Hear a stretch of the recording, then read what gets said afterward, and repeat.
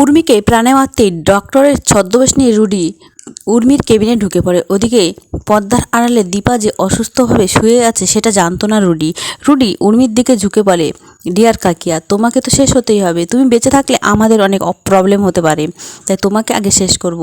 এই বলে উর্মির দিকে ঝুঁকে পড়ে।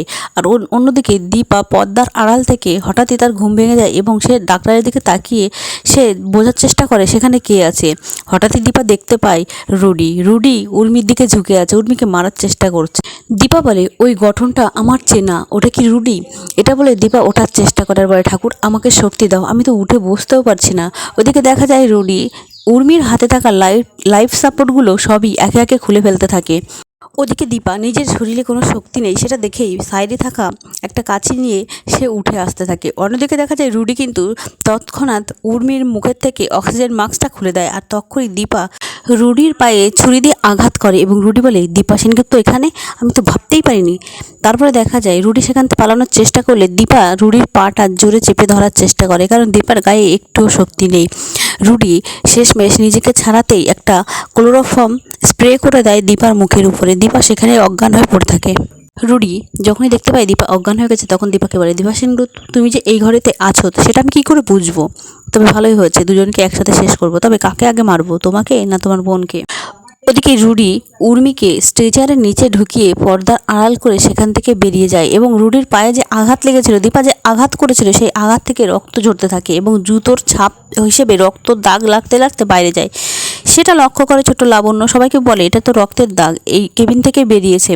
তখন সোনা রূপা সবাই বলে, মা কাকিয়াকে যখন আনা হয়েছিল তখন তো কোনো রক্তের দাগ এখানে ছিল না, তবে ওই কেবিন থেকেই এসছে। এই বলে তারা সবাই যখন কেবিনে ঢুকে, কেবিনে গিয়ে উর্মিকে দেখতে পায় না আর দীপাকে পড়ে থাকতে দেখতে পায়।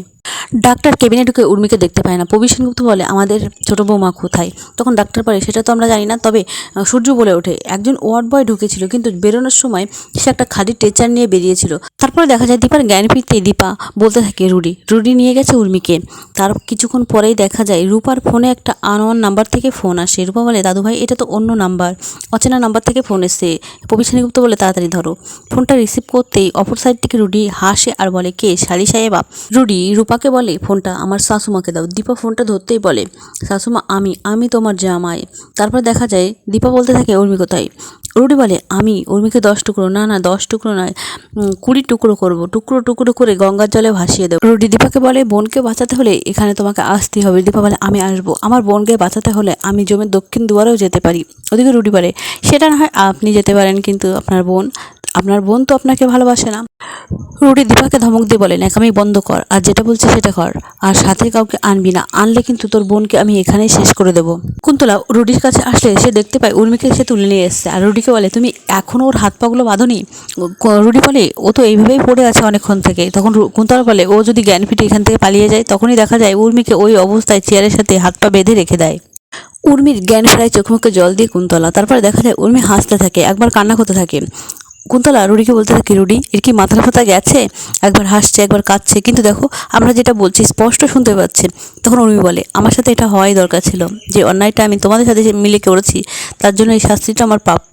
তো বন্ধুরা, দীপা এই অসুস্থ শরীর নিয়ে রুডি আর কুন্তলার হাত থেকে কিভাবে উর্মিকে বাঁচাবে সেটা জানতে হলে অবশ্যই চ্যানেলটি সাবস্ক্রাইব করো আর আমার পাশে থাকো। ধন্যবাদ।